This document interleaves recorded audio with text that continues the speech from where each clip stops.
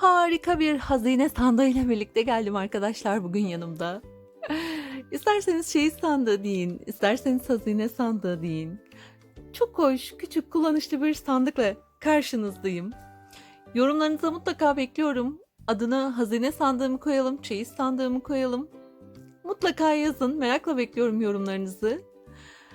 Hiç vakit kaybetmeden de yapım aşamasına geçelim. Çünkü gerçekten yapımı çok kolay ve çok kullanışlı, çok da şık oldu.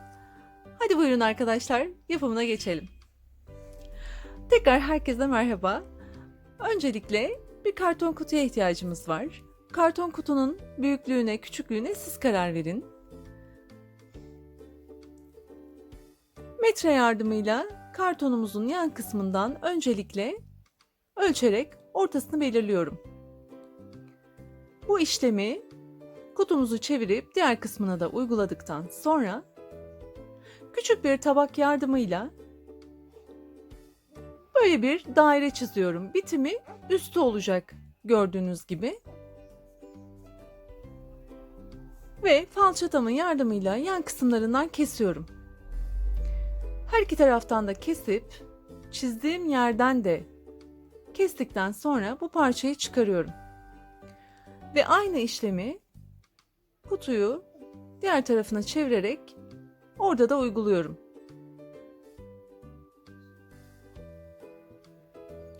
Bu bölümü de çıkardıktan sonra gördüğünüz şekilde yavaş yavaş istediğimiz sona doğru yaklaşıyoruz. Cetvel yardımıyla o oval kısımların bitiminden de bir çizgi çizerek yine falçata yardımıyla o bölümden de keserek kurtuluyorum. Arkasında kalan ve kapak olarak kullanacağımız sandığımızın kapak olacak kısmını da önce elimle, sonrasında da cetvel yardımıyla hem kartonu ezerek hem de katlayarak ovallik veriyorum. Katlanması için şekillendiriyorum.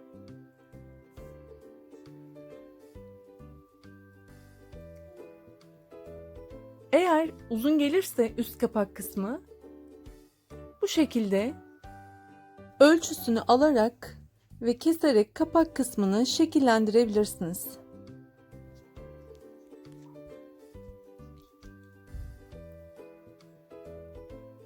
Sonraki aşamada kapak kısmının orta bölümünü işaretliyoruz ve falçatayla keserek çıkartıyorum. Daha sonra ise alt bölümünü.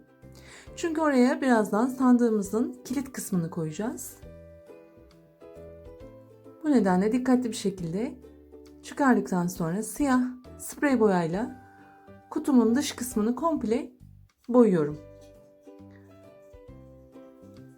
Gördüğünüz gibi her tarafını boyadıktan sonra sıra içini kaplamaya geldi. Ben alüminyum folyo ile kapladım. Ama elinizde başka bir malzeme varsa onunla da kaplayabilirsiniz.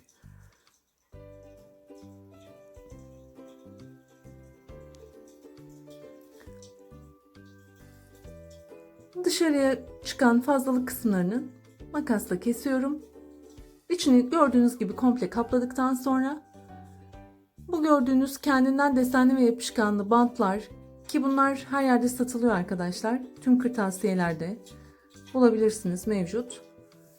Bunlarla bu ek yerlerini kaplıyorum ve gördüğünüz gibi üst ve alt kısmının yan kısımlarını da çerçeve oluşturdum kaplayarak yine bu bantlarla.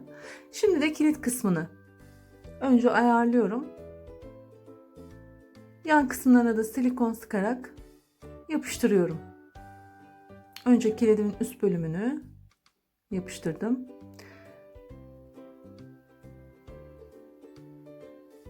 Sonrasında da alt bölümünü.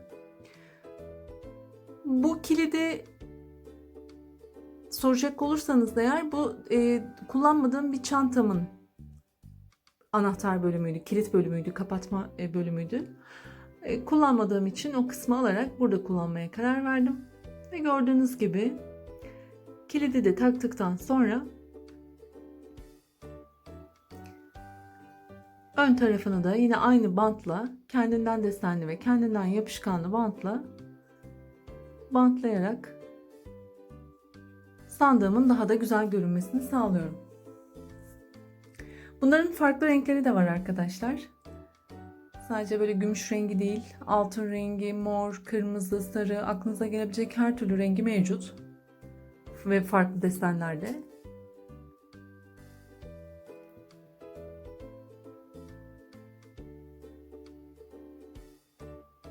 Evet arkadaşlar, sandığımız hazır, kullanıma hazır.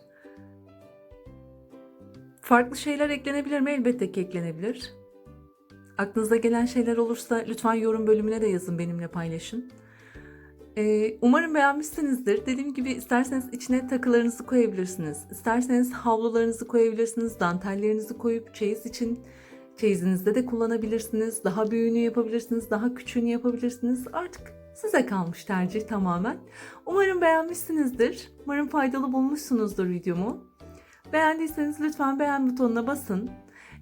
Kanalıma abone olmayanlar için söylüyorum. Lütfen abone olun, çok mutlu olurum. Abone olmanız beni çok mutlu ediyor. Yeni projelerimi görmek isterseniz de bildirim butonunu açarsanız yandaki bildirim ziline dokunarak orada da videolarımı paylaşır paylaşmaz haberiniz olacak. Çok teşekkür ediyorum vakit ayırıp izlediğiniz için, ilginiz için. Kendinize iyi bakın. Yeni projelerimde görüşmek üzere. Hoşça kalın.